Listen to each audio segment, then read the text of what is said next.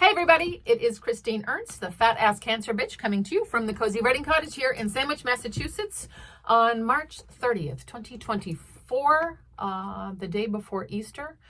March is certainly going out like a lamb. It's a gorgeous day today, and I hear tomorrow is as well. And this is the 69th installment of my video podcast. Thank you so much for tuning in. I know I said last week it was the 69th, but that was the 68th. Today is the 69th. So thanks for listening in. I appreciate you all. And I'm so lucky I get to do this. We are not religious in our house, though we do observe Easter, mostly as an opportunity to wear bunny ears and buy those little Cadbury eggs with the hard shell. Those are so good. And I do love a slightly stale peep. So we're going to have some family tomorrow for a Polish-inspired feast in honor of my dad, kielbasa and golubki and baked beans and a kugel and a lot of candy. We're going to hide some eggs for the teenagers. They will be filled not with candy, but with cold, hard cash. We used to hide nips for the grown-ups. There was a time when there were 40 people at my house for Easter with $500 worth of little liquor bottles hidden all over the yard. Just picture my mother duking it out for a nip of Grand Marnier with my Uncle John. I don't drink, so I don't drink now. I used to. I don't drink anymore, so I'm not hiding nips in my yard. I don't know what I would hide. Maybe I would hide like nice chapsticks and a good felt tip pen. One of those little tote bags that rolls into a little capsule. Hotel shampoos. Isn't it funny what brings me joy now at 57? I hope there's some chocolate and some joy, at least in your weekend. Today, I started to write about my friend, my beautiful friend, the loveliest, kindest woman. And I started to write about her grifter ex-boyfriend because he's such a total prick. He's such a bloviating, chronically underemployed, pathetic pufferfish of a man, an aging, bloated misogynist with yellow teeth and a bellowing self-righteousness not unlike a certain former president, a man so broken and angry and entitled that he has stolen from her what does not belong to him. And because he thought about applying to law school for like a hot minute in 1982, he is blathering some legal jargon at her and making vague threats, and she is afraid. My beautiful, tender, kind-hearted friend is afraid of this motherfucking piece of... So clearly this sent me down a dark path. So I'm not going to talk about that. Not today. I'm going to talk instead about the first time that I met her, which is a story that I love to recount. Because she was 6 and I was 24. And it was 1990.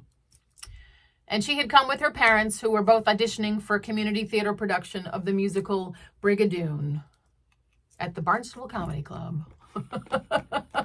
The music in that show, oh my God, the music in that show. What a dumb plot, though. Some mythical Scottish town emerges out of the mist every 100 years or so. I had been working on my brogue and was auditioning for the female lead. I was a total ringer, I thought. But didn't an actual legit, like, professional lyric soprano who happened to also be Scottish show up at that audition? Like, really Scottish. Like, she grew up in fucking Glasgow. What are the odds? Fuck me. I ended up in the chorus, and I was pissed about it, but I digress. After the audition, we were all milling around the theater, and this little girl started to sing. Her parents were fixtures in the theater community, beloved really, as their daughter would also be when she was older. But tonight she sang an adult patter song. Perhaps it was her debut, this tiny child. A circle formed around her. We were so charmed. Her parents beamed, the love on their faces for her.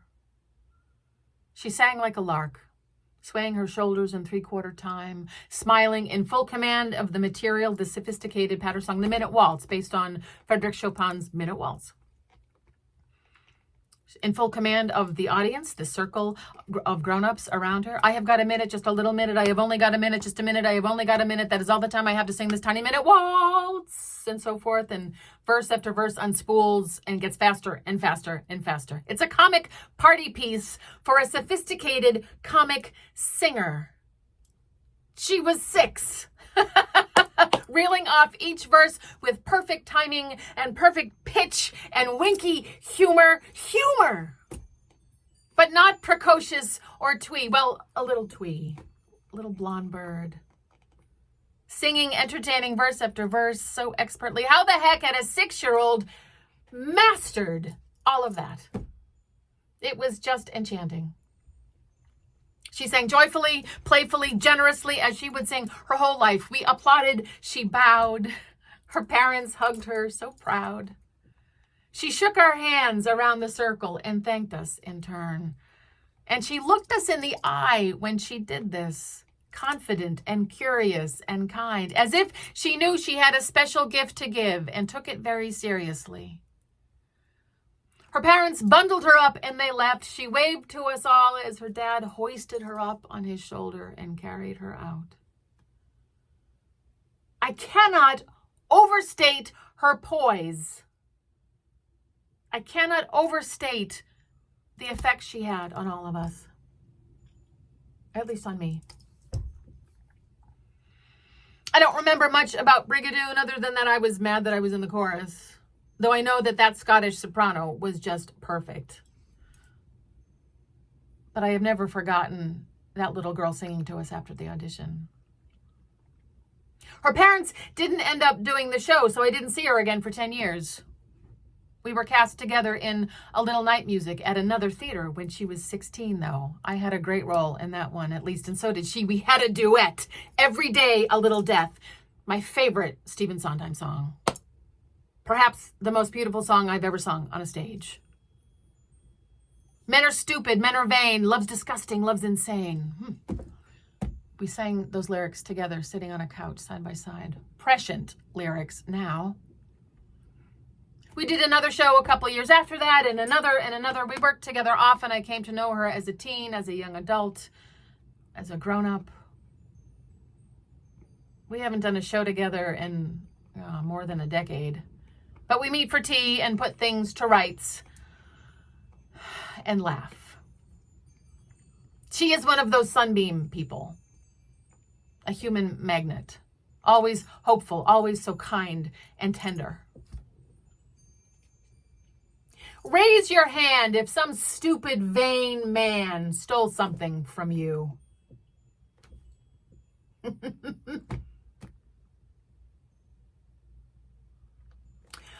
Her parents named her after a queen.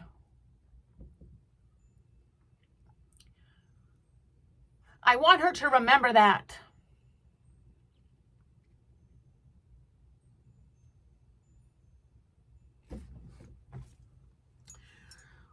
Whew. I hope there are no stupid, vain men in your weekend or your upcoming week. I hope there is good music and chocolate for you. Go find some joy. Go remind a friend how strong she is.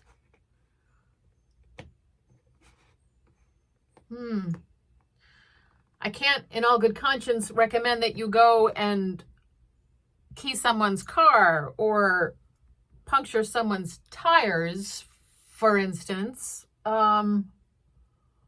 I have so many thoughts. Keep it legal, Christine. Joy. It's Easter time. Bunnies, birdsong, buds, flowers. I love you. You are beloved. Come as you are. Don't be stupid and vain. It won't end well. See you next week.